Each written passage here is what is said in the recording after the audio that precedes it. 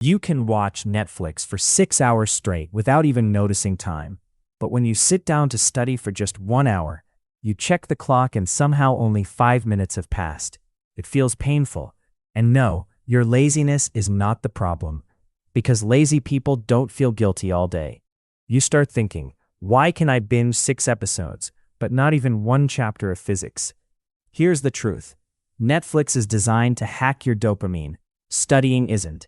But what if you could flip that and make studying feel like binge watching instead of forcing?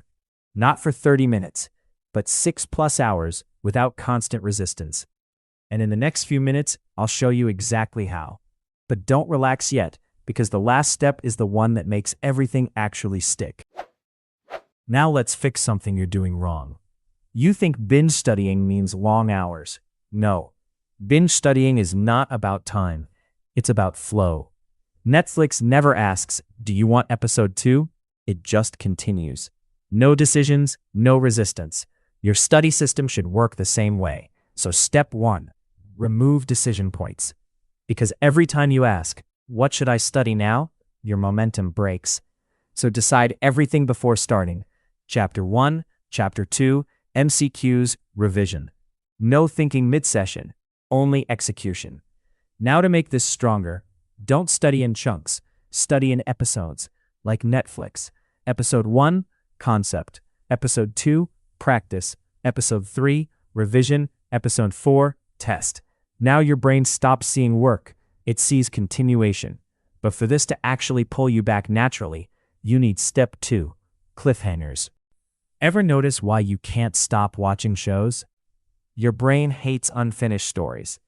But students do the opposite. They finish everything cleanly and stop when the topic is fully done. That kills momentum.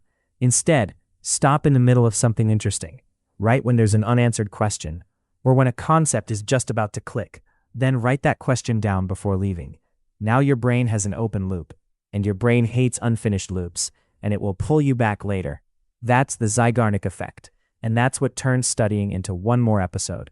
Now, even with flow, most people fail here, because they start too heavy, which is why you need step 3, the trial episode.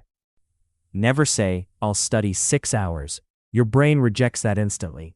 Instead say, just 15 minutes. That's it. No pressure. Just entry. Because starting is harder than continuing. And once you start, momentum takes over. And I'm curious, be honest, what's the longest you've actually studied in one sitting without getting distracted? Now here's where most people crash. Hour 2 or 3. Your brain starts negotiating. Take a break. Check your phone. Just 5 minutes. This is the danger zone, which is why you need step 4, delay. Don't argue with your tired brain. Instead say, not now, after this episode. That small delay keeps you in control long enough to stay inside flow. But none of this works if your biggest distraction is still there, which brings step 5, the silent destroyer, your phone. If it's beside you, you are not studying, you are resisting it. And resistance always loses. So before starting, put your phone away. Not silent, not face down, away out of reach. Because Netflix never competes for attention.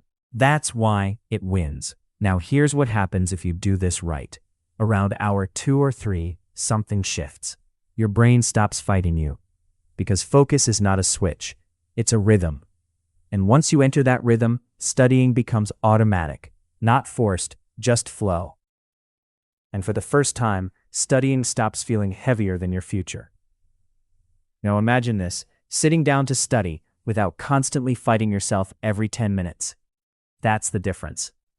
But this only works if you start today, not tomorrow, because tomorrow is where focus goes to die. So next time you study, don't ask, how do I force myself for 6 hours? Ask, how do I make this easy to continue? And if this video changed how studying feels for you, subscribe, because once you understand how your brain actually works, studying becomes a completely different game.